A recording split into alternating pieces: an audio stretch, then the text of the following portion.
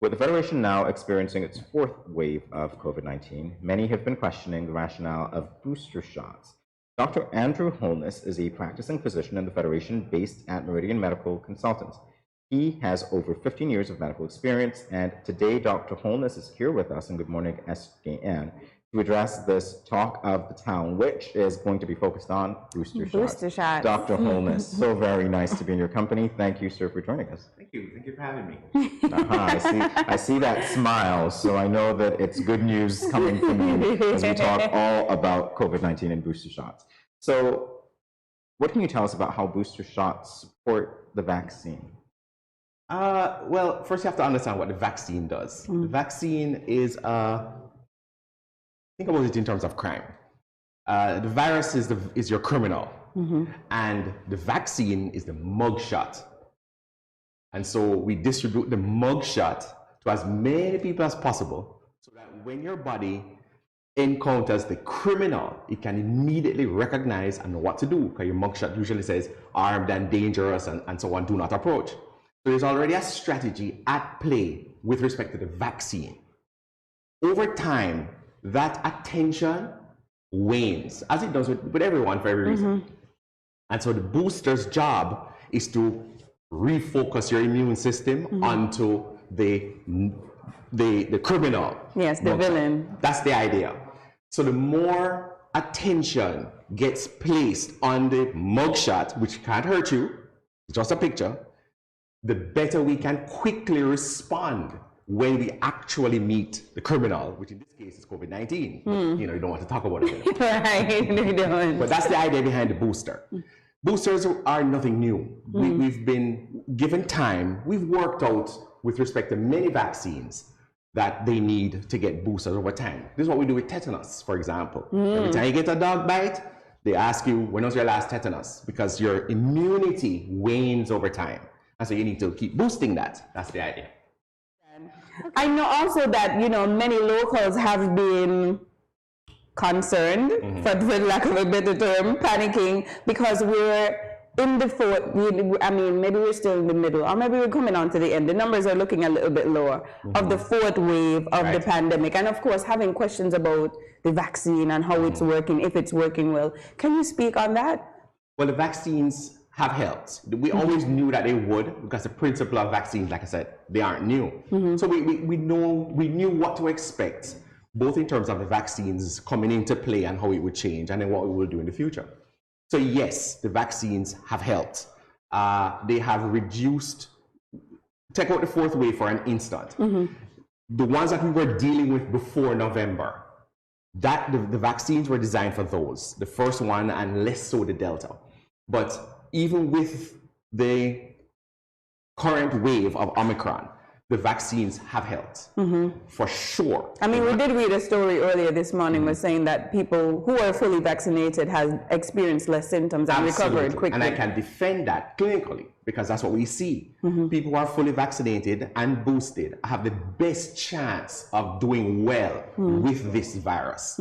Lots of people I've seen minimal symptoms, if any. Sometimes the only reason that they're in the office getting tested is because their family members have been tested, or they've had symptoms, or their work colleagues. And so it's an important, that idea, especially with Omicron, that it is much more transmissible, but much less dramatic in terms of symptoms, is a good, chapter in the story. Yes, it is. It really is.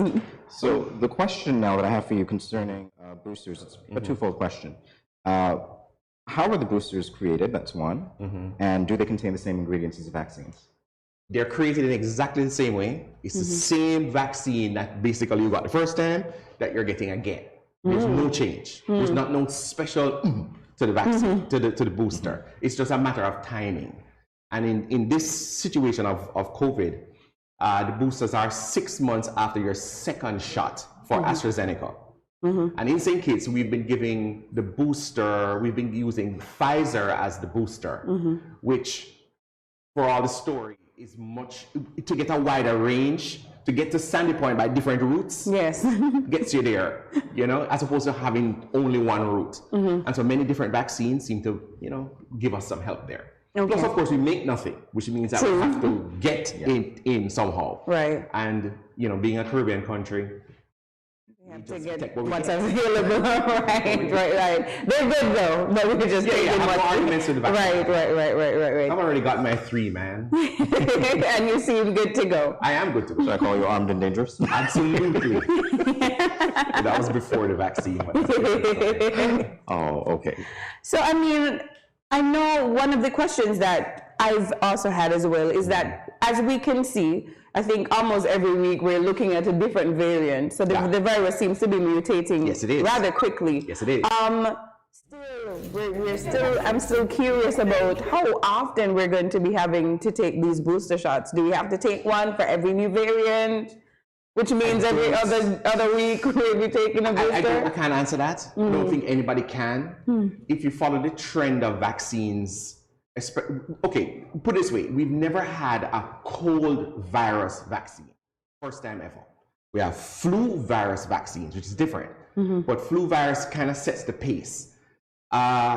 Because we anticipate the mutation in flu viruses, just pretty much like what we're doing with coronavirus.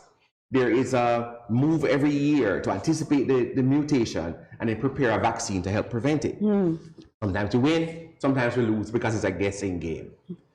There's no way to tell how many variations of corona we're going to go through. The more people that are infected over the world is the greater the chance that we're going to have more variants. And even if there was minimum infection, the variants would still develop because that's the nature of viruses. They mutate. Some mutations don't blip the radar at all, like this new one from discovered in France the other day. That's not going to blip the radar very much. But you have others, Delta came and changed the whole playing field. Right. When there's a significant variation, the vaccines don't work as well, which is why now you're seeing vaccinated people still contracting coronavirus because the vaccines were designed not for Omicron. And so Omicron has found a way to evade the vaccine. So the developers are going to have to come up with a strategy to get a vaccine that is now going to manage Omicron. And they do that, there is a Zeta or that's just Megatron. So we're going to have to be catching up until we figure out a way to be more predictive in how we can fix it. That's the idea. So what does that say, though, about the effectiveness of the non-pharmaceutical measures? Because in my mind, when I'm hearing about greater transmissibility, I'm wondering, does wearing a mask actually help in that? It does. Because the mask reduces the speed at which a virus can get from one person to the next person. If I have a virus and I am masked, a lot of that stuff stays in my mask. If you are uninfected and I wear a mask, then the amount of stuff getting into your mucous membranes is much less, or it takes much longer, close quarters, for you to get enough virus to start an infection. And of course, this has to do with your immune system as well. But the idea is particle to person transfer remains the same, and therefore the masking is important. The distancing is still important. We should sanitize our mouth and nose, but we don't get to that stage yet, because that would have been a nice way. But if we avoid moving our hands into our mucous membranes, eyes and nose and mouth, then very difficult. Yes, but we're learning. We're learning. So I expect to see a fall off generally of just viral illnesses, flu included, because this is what we should have been doing for the flu virus from before. Same strategy, but we're learning.